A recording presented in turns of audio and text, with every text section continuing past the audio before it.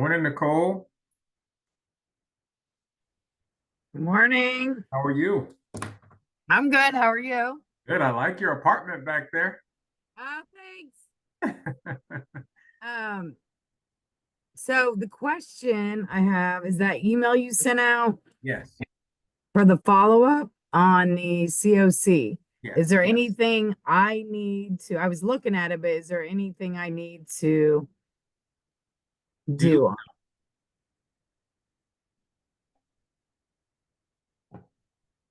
It is. So, every year Lloyd used to put together review meetings, right? Yep.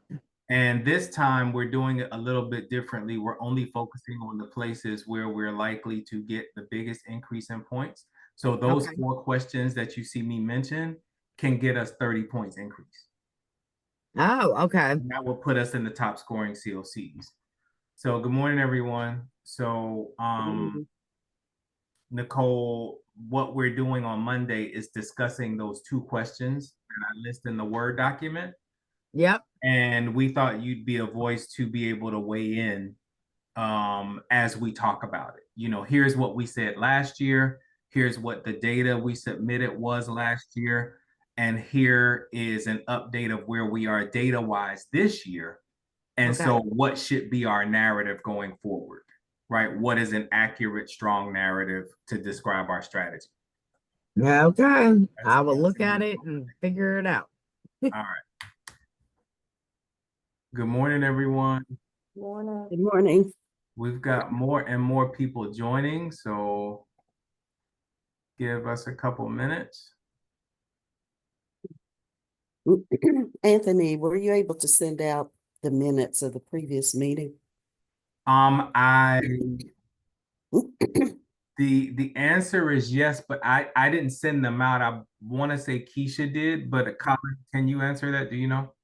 I was trying to find them and I couldn't find them, so I think we're going to need to punt minutes, and I'm not sure we're going to have a quorum today anyway.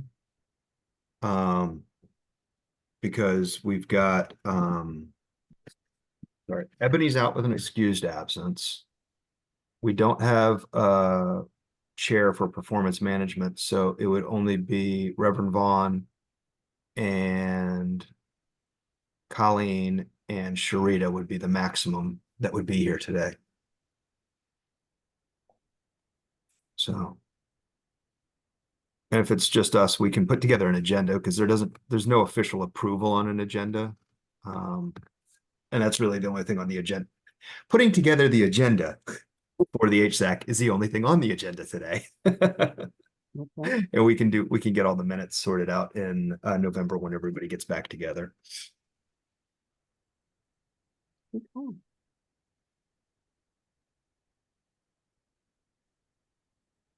That works.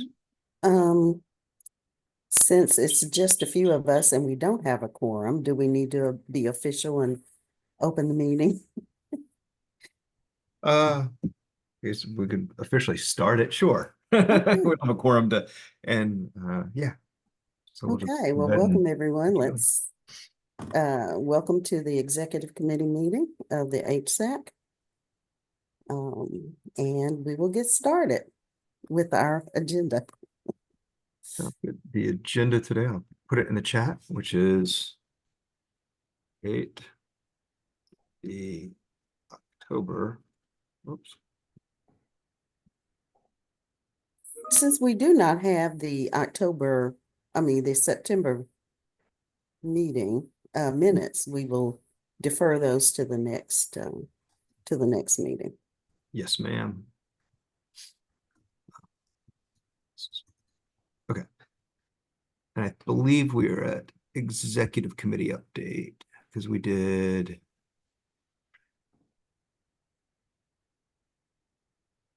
performance management. Yeah, performance management was last month. So we're at executive committee this month. Let me share my screen here.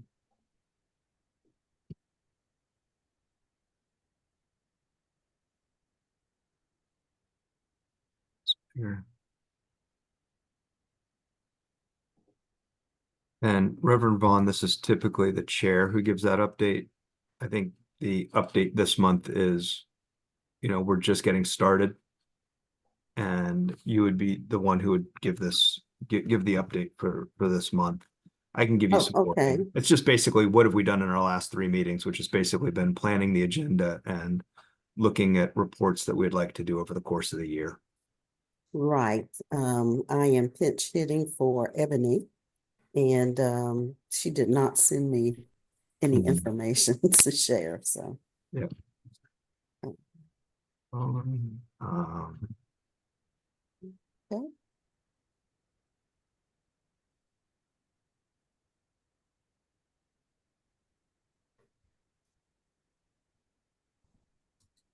All right.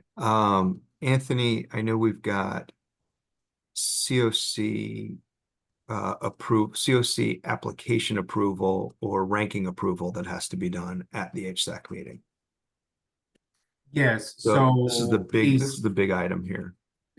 yes, so at performance management this week, we will be discussing, next week, we will be discussing the COC reviews, which are underway right now. Tonight is the deadline for reviews to be complete. And we will then have our debrief early next week, hopefully on Tuesday. And we'll send the scoring and ranking recommendations to performance management at next week's meeting to approve. At that time, we will then give preliminary notifications to the projects about where they are, and then that will advance to HSAC later this month. And just so everyone knows, we receive project applications, but we ask the projects not to submit in eSnaps. They're just submitting through Zoom grants to the lead agency for scoring and ranking purposes.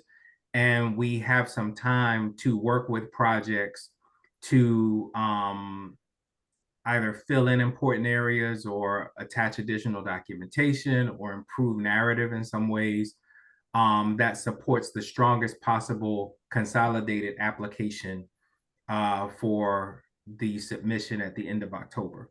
So the good news is that we have 13 applications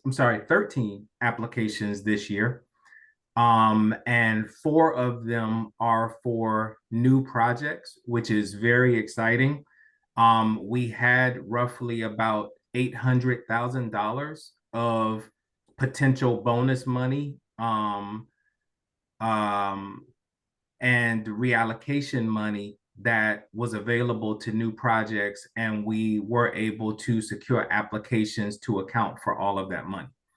So we're very excited. A little bit over $2.7 million was requested, and that is how much we have available to apply for HUD. It doesn't mean we're going to get approved for it all, but it means that at least we're not intentionally leaving anything on the table to not be considered. So very exciting times. Again, even if the projects don't score incredibly well in our process, it still doesn't mean they may not get funded, because if the COC scores high enough on our scores from HUD, potentially most or all of the projects could get funded. So it's really exciting times for us, and it will do a lot to enhance the services that we're able to provide within our COC. So at performance management next week, we will go over the scoring and ranking, and then those will be advanced to full HSAC for approval, along with the consolidated application at the next HSAC meeting. So for background here, Anthony, what do we want to put? We need HSAC. There's an approval. HSAC will approve the consolidated application and the priority listings.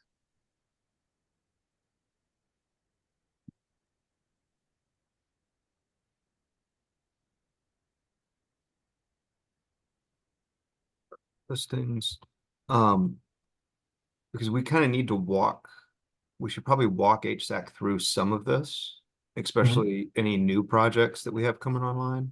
Yep. And do we want to walk through some of the area, like those 4 questions that we are, We can walk through the methodology, yeah. well, no. So we've got the priority listings, kind of walk through how, I don't want to spend a ton of time on the priority listing piece because that's kind of done. But the consolidated application, we might Right. want to draw their attention to certain areas that we, there's significant change in. Yeah, that's what I mean by the methodology. Got it. Okay. So how much time do you think we need for this? 30 minutes? I hope not. I would probably say 15 to 20. You could put that, I mean, I'll walk them through the methodology. I try to give really concise slides, so I'm hoping not to take a long time, but there's a 2-part vote there, I think, which is, one, they approve the priority listings, which is the rankings, and then they'll also approve the consolidated application.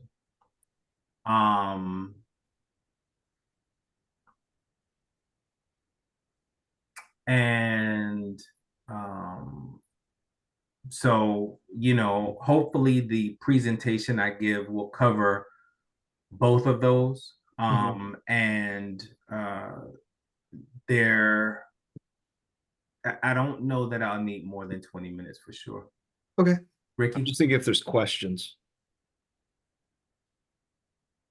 Yeah, if the HSAC is approving the consolidated application at the next meeting, when are HSAC members receiving a copy of the consolidated application to review it in advance of the meeting? Yes, it should go out probably about 3 to 4 days. I don't have the dates in front of me. I think the HSAC meeting is the 26th, maybe. I can't remember, but does anybody have that close by? For some reason, I want to say 23rd. 24th. It's the 23rd. Okay. So and what day is that, Ricky? It's a Wednesday, the So 23rd. we will probably try to have most or all of it ready by the Friday before, or certainly first thing on Monday to go out. Ooh, okay. Yeah, it's tight. It's Okay. gonna be tight because we have an appeals process and all the other things to go through. It's always tight. But it would be better if you give the weekend prior. You have to remember that people have other responsibilities too. And Yeah, it's of quite a course. bit to go through. Yeah. Yeah. I think what's important, and it'll be spelled out in the methodology, we will update the vast majority of the application. But in the places, Reverend Vaughn, there are a lot of places where we scored incredibly well and got the max points already. And we're not going to fix what's not broken, right? We're not reinventing the wheel on all those questions. But it is the places where we know that there are significant updates or where we stand to gain significant points. So I think what we will do in the presentation, which is what Colin was talking about, is highlight the places where significant changes occurred to go after the max possible point increase. But yes, we will do our best to get it out on the Friday before. But for writing purposes, it's always better to have an extra weekend to go through it. So we'll do our best. And if we can get it out at any point on Friday, we certainly will. I will commit. Anthony, when are you submitting this? It needs to be submitted on October 30th. Oh. So we have, again, trying to get it done. We scheduled the HSAC approval because the dates lined up, right? It allows HSAC to approve it on the 23rd. It allows us to get it posted to the website early, and all of those things. But in order to do that, we've got to finish it, let's say 10 days before or 11 days before to get it to HSAC in time to approve for their meeting. So that's the challenge, is that we have to finish it way early. Um, And there's no time for discussion. So basically, we're sending it on Friday, asking them to review and then be prepared to vote on Wednesday. And we're going to make that clear when we send it. yes, and that's normal. That's always the case. Yeah. It's We've just short. been part of, like, I hear what you're saying, Reverend Vaughn, is part of is we want feedback, we want input, and we're trying to solicit the input as we're writing it and inviting HSAC members, COC members, anybody who is interested in contributing it to be part of that writing committee to help make sure we get it as strong as possible. So it's kind of a phased approach. And then at the end, it's sort of folks who really want to be into it and really want to contribute, join those meetings. And folks who are kind of like, I'll trust the group to do it, often are the same people who will maybe do it, give a cursory skim of it. And some will read it much more in depth and have a lot of questions. Unfortunately, the HUD timeline is a very short period of time with a whole lot of things that have to happen. And HUD says this has to happen within this amount of time. You have to post this publicly, the final approved thing for 48 hours prior to submission. There's all these little caveats. And when you start breaking it all out, you're like, everything gets really compressed in this competition schedule. Because we also have to get certifications from city manager. There's pieces that go into it. The other thing, Anthony, for us to think about, this document becomes huge. When you take all the applications and the consolidated application, it's several hundred pages of information. A lot of it are instructions and stuff that you can kind of skim over. Yep. The way we've had to do this in the past is we've had to post a link to it and put it on the website. It's just way too big a file to be able to email. So we're going to have to, when we post it for review and stuff, we'll have to get it on the website and make sure that happens. Yeah, that's fine with me. Yep. So it'll go out as a link to it. Good. Sounds good.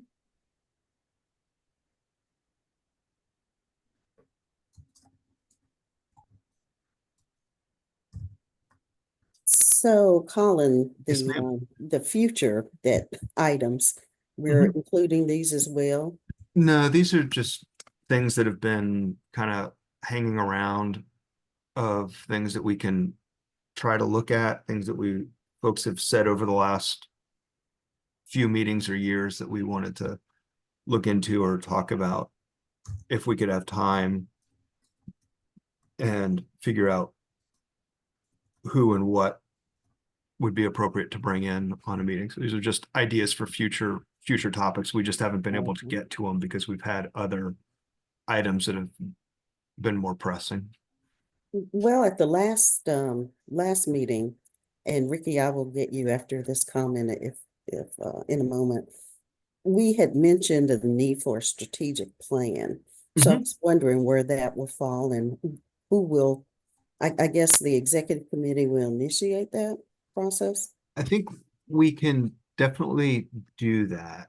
I think it's going to be something that will probably do an executive plan. I know I believe Housing for New Hope has offered to contribute some money they've had laying around Yes. to help with that.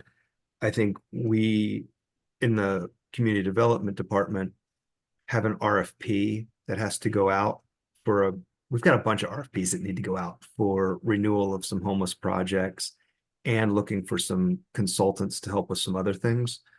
So that's something that I think we could, it's a good idea. We could take it to HSAC and see if they would recommend, make a recommendation to, if the executive committee would like to, the executive committee could make a recommendation that the HSAC request the lead agency to secure or look into securing a strategic planning or consultant to help with creating a strategic plan. And then that sort of gives us something that doesn't, part of it is we got to find money. Two, I think coming from the HSAC, it's a recommendation that a consultant come in and assist to do that. that would be a good thing to do. So we could talk about that, and you could potentially have a discussion, or if you wanted to, an executive committee, come up with items that you want to make sure are covered in that strategic plan, so that we can be clear when you're because we have to go through a procurement process with a strategic planner, and clear on what the scope of work would be. Mhm. Okay, Would you like me to add that to the? yep. I think that would be good follow-up. Okay. It shows we are actually listening. Mm-hmm. There was quite a bit of discussion at the last meeting. And I believe, Ricky, you've had your hand up for a while. Thank you, everyone. And basically it's just, affirming what you just said. I want to make sure that, the information about the need to create a strategic plan that, came out of last HSAC's meeting, doesn't get lost, because, according to the ILA, I think, we are not in compliance right now with not having one. So, I think getting that in place is going to hopefully stop the whack-a-mole we play Mhm. every year with, oh, this issue is happening, and this issue is happening, and this issue is happening. We can have a strategic plan to refer back to and be like, this issue either, falls within, the goals that we have set, or it doesn't. And if there is anything that I can do, due to my relationship with my previous employer to help, I am more than willing to offer that, assistance, to this body. But just want to make sure the strategic plan doesn't become a thing that just ends up on an agenda and never gets moved forward. Mhm. I agree. Sally also wanted to find out, someone from community development was going to discuss the affordable housing units. And where are we with answering that question?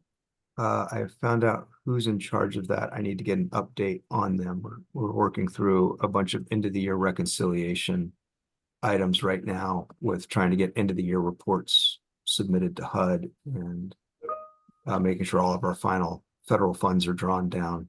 So I could put a placeholder, and I'll reach out to the folks and see where we are on getting things put together for that. Okay.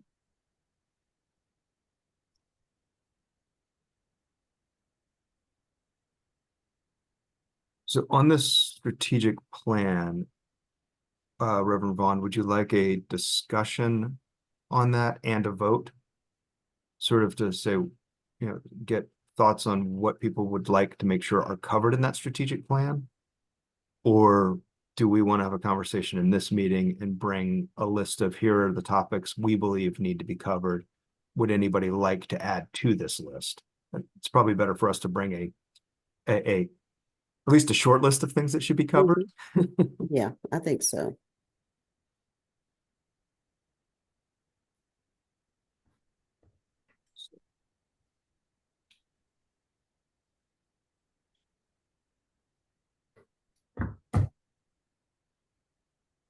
And do we have an idea what the pot of money that was mentioned, how much that is, and 10,000.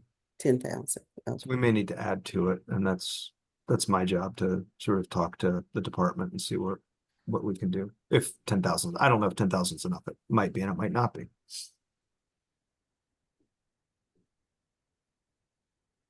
Okay.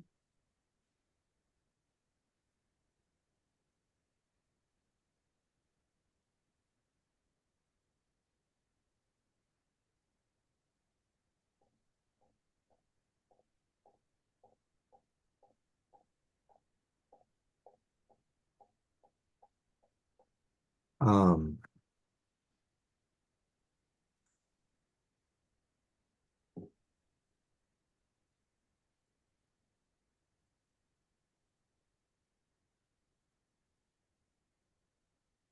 So this will be a pretty full meeting. Yeah, sounds like. So 'cause I think this will probably be a good, probably 20 minutes.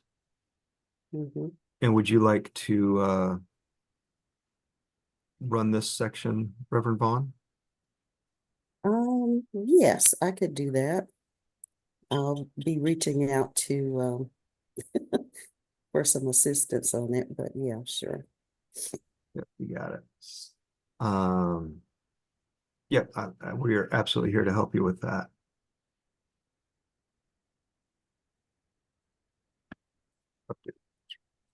This is probably going to be about 20 minutes. Mhm. I think this is probably a full agenda because these are all going to take probably longer than 20 minutes with discussion things.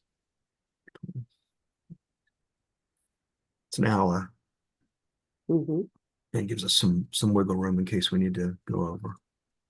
Or we could just put each one for 25 minutes, and that'll probably get us to a full agenda. Colin, can we get a little clarity on that last bullet there, the housing units coming online? Are there specifics that we would want to know for this group?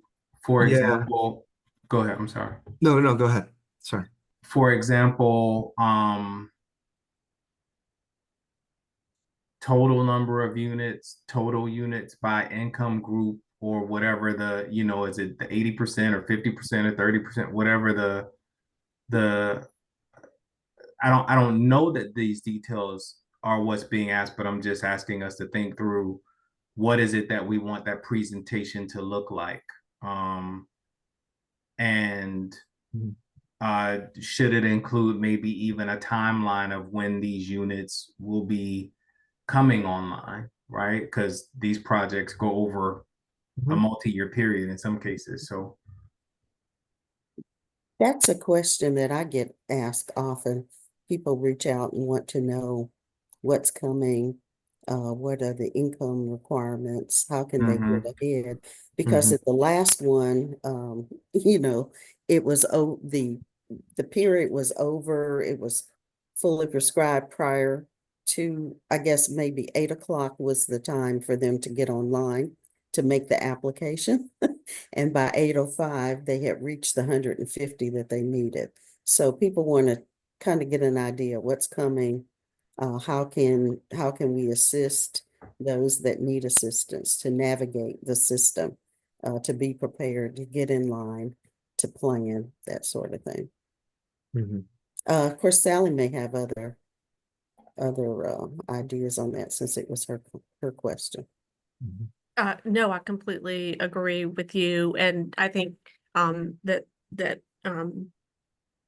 that that information would be really helpful. And then the only thing I would add would be if there are any plans to have units designated for homeless people, you know, in any of the upcoming projects, how is that implemented? Because I think that's the other thing, when there may be units that are designated for homeless people, but it's not advertised to the homeless community, and then they're sort of filled by the time you find out about it. So sort of same sort of question there. And I think we had talked about, sort of looking at maybe the ones that just have recently come online, and then, for sort of to come online in the upcoming year. Thanks.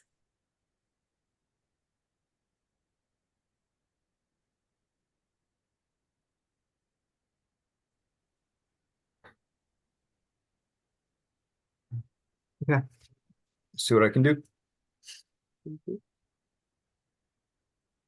All right. Other items? I think Sally also had another future agenda item um, in the chat for contracts that end June 30, 2025, and potentially looking at new RFPs or different RFPs. Can those be identified early to have sufficient time for committees to make recommendations? And then I think We want to find out, is that policy and planning? And said yes.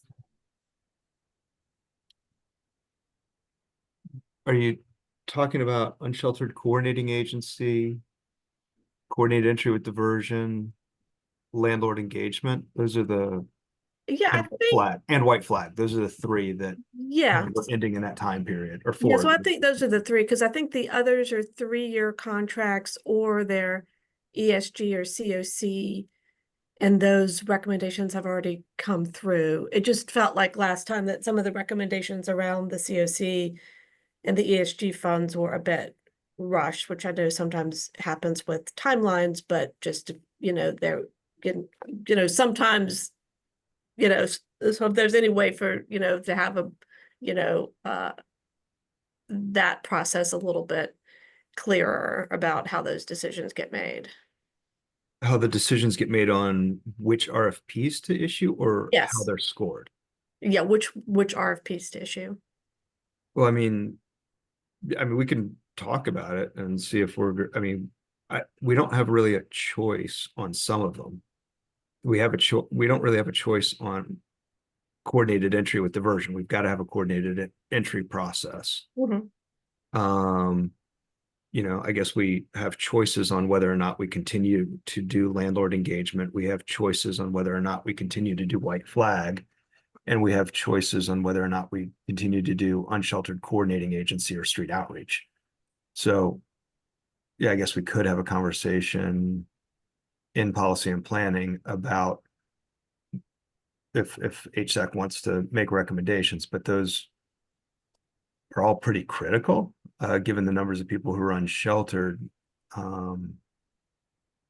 And it's a matter of figuring out the funding for all of them to figure out how much money is available and whether or not any of them can be increased. And I know You've just said when, other needs have come up, well, this is the amount of money we have. So if we were going to fund anything else, it would have to come from from other contracts. And so it just seems we'd like have to, that ought to be, even if the outcome is the same, it seems like there ought to at least be like a conversation. Does HSAC agree that these are the top priorities that ought to be funded? Sure. I don't know. That's just my opinion. Yeah, it's sort of looking at, we've got a finite number of dollars, and if we want to not fund a program, HSAC can make a recommendation not to fund a program, and then we can sort of figure that out and see if we need to cannibalize something, or if there's additional money, do we keep funding programs, and then which program needs more money? Because right now, every meeting we're in, every program needs more money, and there's recommendations to fund every program with more money. So it's kind of like, right now, the priority is everything's a priority, so nothing's a priority. Yeah, which is why we need a strategic plan. Ricky, you Yes. had your hand up also. Thank you, Reverend Blunt. So, Sally's question is, like I'm doing some mental gymnastics right now, and I'm wondering if there's an opportunity for us to check in with those grantees, right? And see where their spending is and have conversations about, do you think you are going to fully expend this contract by the end of the grant term? Like some of the things that are currently in action right now are pilots, right? So would it be advantageous to speak to those projects and be like, hey, so you've been operating for 2 years. Let's look at your outcomes and see if you need this 3rd year of funding, or do we, feel like we've achieved the goal of it in 2 years, and maybe that could free up funding for something else. And like right now, my mind is on UDI, Colin. That's what I'm thinking. Like if that 3rd year isn't needed, and that's a big if, because I don't know, but could any unspent funds there go to something like coordinated entry with diversion, since they only have 3,500 left? Like, is there a way that we could strategically work with our partners to see, if if you think you're going to be underspent, let us know so we can try to shift money to other areas. I don't know the feasibility of it, but that's just what I'm thinking to try to move money to places that need it. Mhm.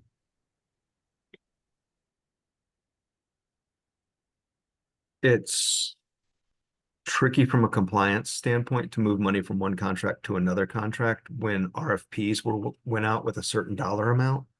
So it triggers like we have to get legal, have to get purchasing, have to get people to weigh in on whether or not you can increase the value of the contract above what the original RFP was for. Because somebody could come back and complain and be like, oh, if I knew that this was going to be extended forever and ever, and you could get additional money further in without this, it can trigger some issues. Is it possible? Maybe. It's easier to do when we do the new RFPs, and all these new RFPs, this is the piece that we're gonna have to move quickly on, because these RFPs need to be started. We need to start drafting these. Basically, as soon as the COC application's done, we need to start drafting these because they need to be out early in either late 2024 or right after the holidays in early 2025, so we can get through the scoring and contracting process before June 30th. Mm. So it sounds like this would be important to get on policy and planning, even this. Yep.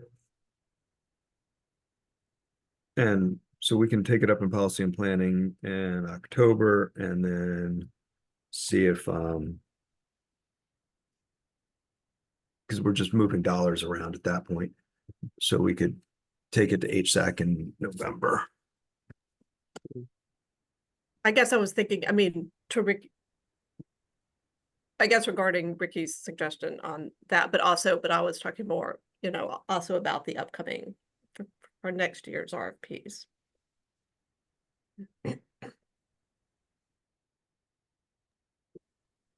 Well, I guess we could always, as you said, have legal to, if you're considering a new, if you revising the contract and having, there's usually some kind of clause, whether you indicate money will be returned. I don't know how they're done for federal, federal and other types industry projects that we work on. We have different types of clauses as to what happens if you underspend, where the money goes. So is that something you could consider? Maybe adding to revising your contracts with an eye toward compliance, those regulations?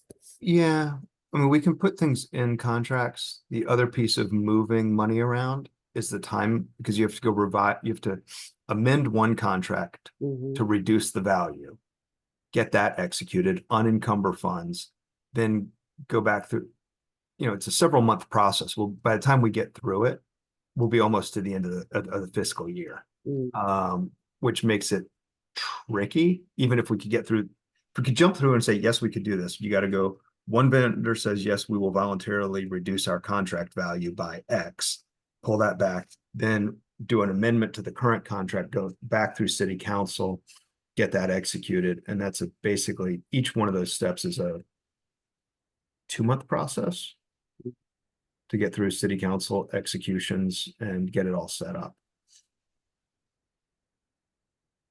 Are most of the contracts 1 year, or are they multiple years? We have shifted to multi-year contracts for as many as we can, just because otherwise we spend all of our time doing RFPs and writing contracts, and it gets really tricky to do all the other things. Although some of these are multi-year that we've added a year at a time to extend for a variety of reasons. And while they might be for 3 years, it's kind of 1 year at a time, and money has to be available and performance has to be okay, and to have the second year of funding allocated. So it's kind of like a 1 year renewable for 2 years, I guess, if you want to look at it that way. but it's not, but it's all baked into one contract for 3 years with the intent that it will be for 3 years unless we stop it early.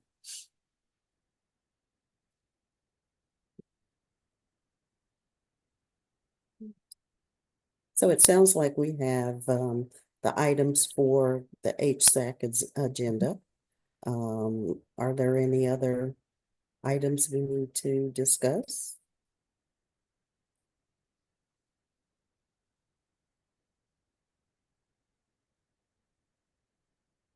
I don't think so. Okay.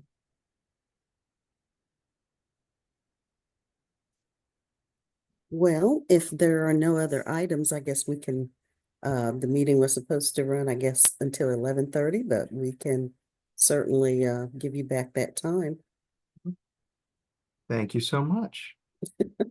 And do we need a motion to adjourn? Do we have a, We don't. I don't think we have a quorum, we sort of had, we've got 2 HSAC exec committee meeting members here, so I think I think you can just adjourn us. Round Okay, one. well, great. Well, thanks everybody for this discussion and the opportunity to work on the agenda for HSAC, and we are adjourned. Thank you so much. Have a good one. Bye-bye. Thank you.